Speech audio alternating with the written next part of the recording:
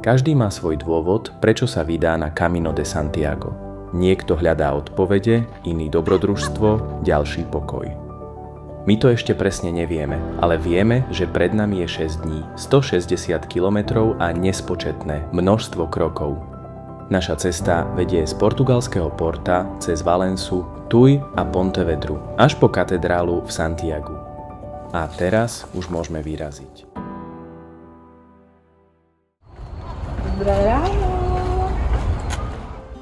Prvý deň sa musíme dostať vlakom na samotný začiatok Camina, respektíve Camiña po galicísky, keďže naša púť povedie práve cez španielskú oblasť Galícia.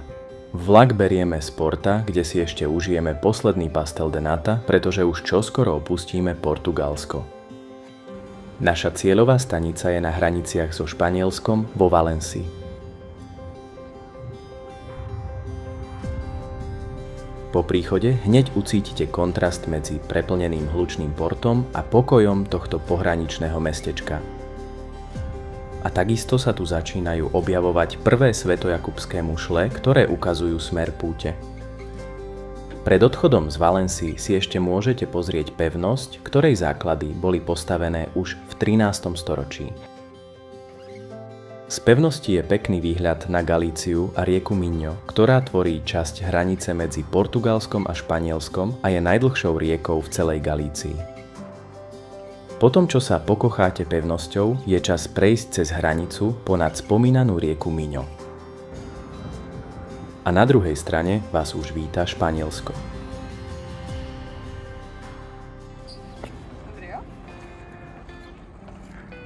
A stojku sprav teraz.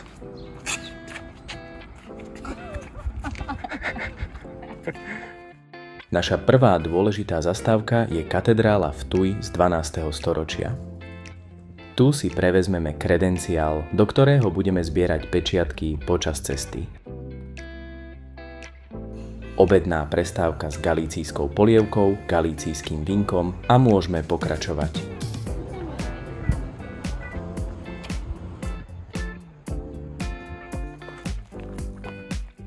Putníci na niektorých miestach nechávajú vlajočky alebo iné symboly, ktoré ukazujú, odkiaľ prišli.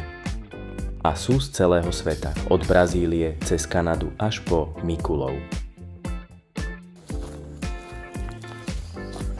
Pekunke kozičky.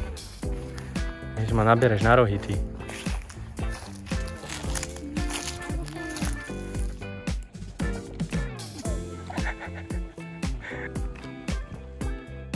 Po prvom dni a po prvých asi 20 kilometroch sme dorazili do Poriňa, kde zložíme hlavu túto noc.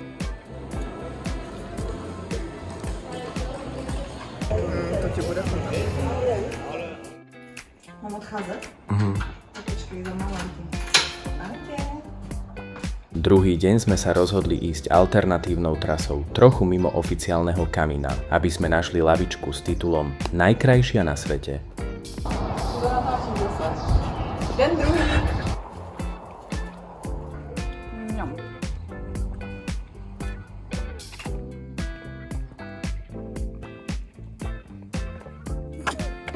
A tu prichádza prvé citeľné stúpanie. Och bože.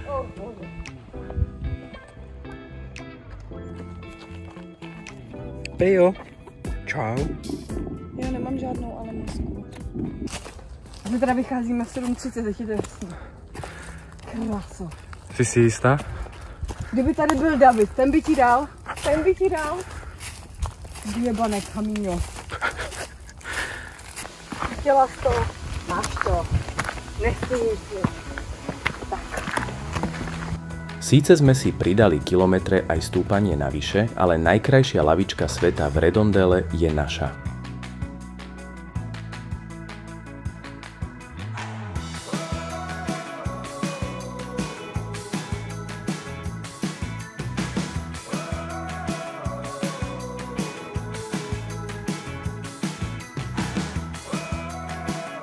Ešte buchneme najkrajšieho Tatrana na najkrajšej lavičke a môžeme ísť do dnešného cieľa v Redondele. To mi dá druhý dých.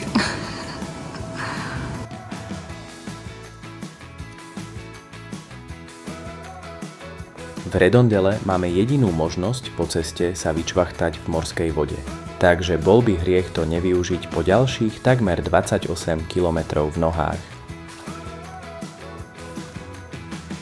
Je ďalší deň a dnes kráčame do Pontevedry, prvého väčšieho mesta, kde bude aj Bašavel.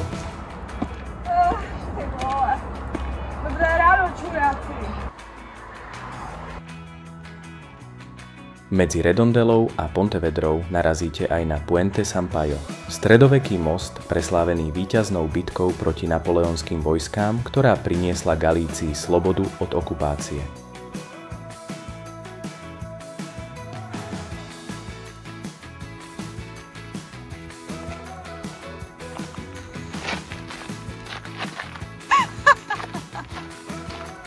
Akce.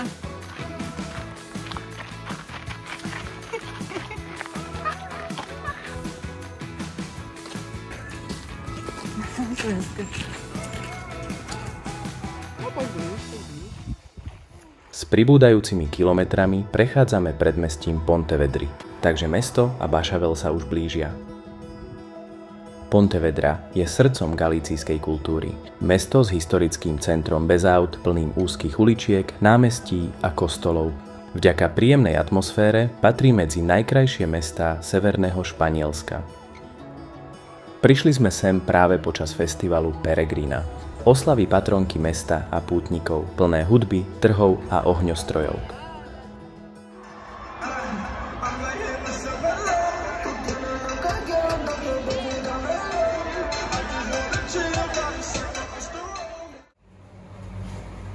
Nezapnu.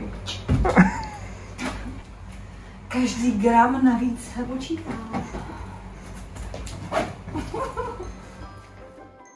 Štvrtý deň smerujeme do Caldas de Reis. Zaujímavosťou dnešného dňa je, že táto trasa nevedie len po pútnickej Camino de Santiago, ale aj po historickej rímskej ceste vybudovanej pred 2000 rokmi.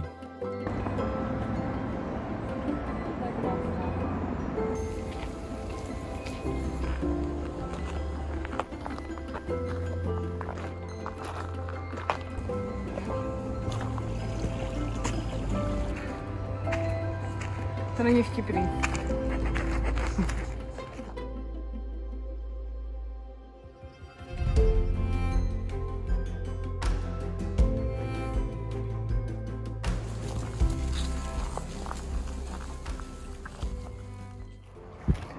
Ako sa cítiš po prvých 3 dňoch? Já musím říct, že jsem se nikdy necítila lépe. Tahle cesta mi dala sílu bojovat se vším, co to život přináší. Ta krajina je neuvěřitelná. Moje nohy jsou připravený už zvládnout v životě cokoliv. A teraz úprimne? Tíhu na ramenou vůbec necítím. Co jsi říkal upřímně? Teraz úprimne, keby som netočil? Jakože podle mě, kdybych si sundala brýle, tak budu vidět ty slzy. Já jsem podvajzí. Už nám ostáva iba 55 km.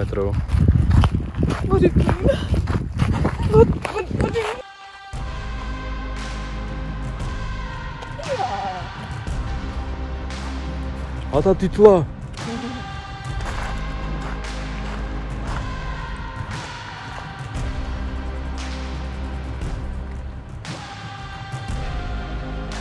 Už z diaľky vidíme náš dnešný cieľ. Caldas de Reis je malebné mestečko v Galícii, preslávené termálnymi prameňmi, ktoré využívali už Rimania. Dodnes tu nájdete historické kúpele aj fontány s horúcou vodou priamo na ulici.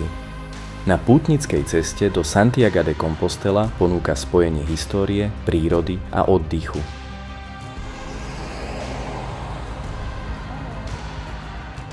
Na námestí si môžete ponoriť nohy do horúcej termálnej vody a tak dať nohám úľavu po dlhej chôdzi. Čo povieš? Úplně vaří. Dobre? A cítím, jak si mi uvolňují čakry.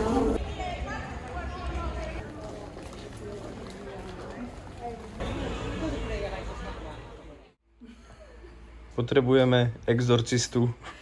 Mária robí nejaké divné pohyby.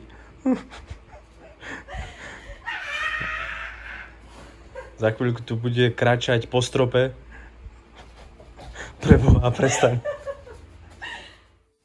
V tomto momente máme za sebou 4 dní a 100 kilometrov v nohách. Až teraz naše nohy začínajú trpieť.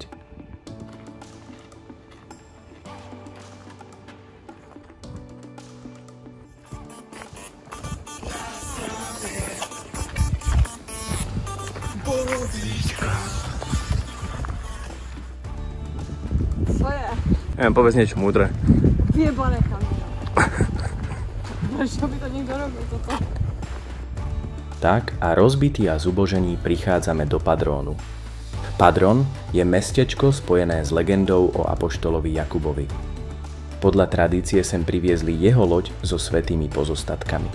V kostole Santiago de Padrón je dodnes vystavený veľký žulový kameň, ku ktorému bola loď údajne pripevnená. Padrón preslávila aj odroda zelených papričiek Pimientos de Padrón. Maria, od 1 do 10, koľko máš energie? Minus 6. A to je viac ako minus 7. Večer sa rozhodne žiadny bašavel nekoná. Len mentálna príprava na posledný deň, ktorý nás čaká zajtra. Kde je číslo 5? 6? 5 nebo 6? 6. Kde je číslo 6? Ešte raz pozdrav ľudí naokolo. Ráno čuráci! Ne, oni když jim dají korunky, tak jim zahrajou. Aha. Tak, Ujo, ale ja nemám korunky. ty už nemáme korunky.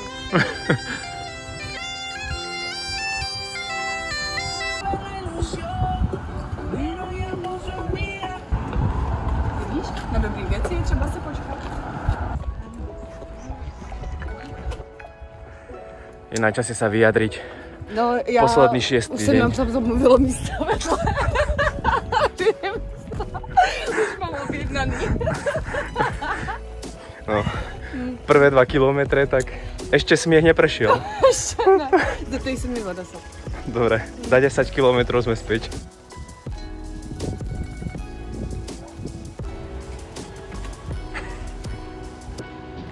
To bolo málo.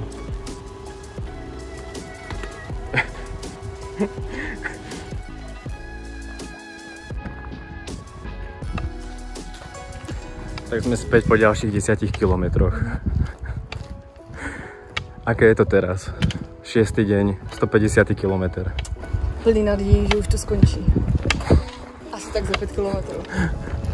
Přišla jsem o nohy, už budu jezdit navždy v autě. No, dobré už bolo, čo poviem.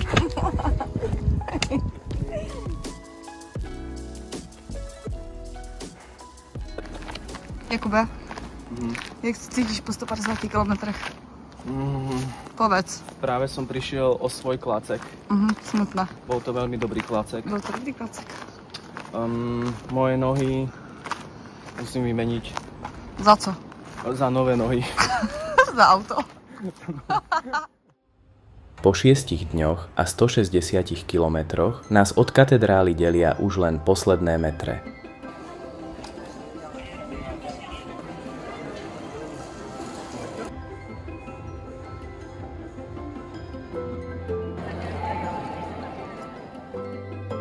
Šesť dní, 160 kilometrov, tisíce krokov a myšlienok. Po tom všetkom stojíme v Santiagu. Avšak stále platí, že cesta je cieľ.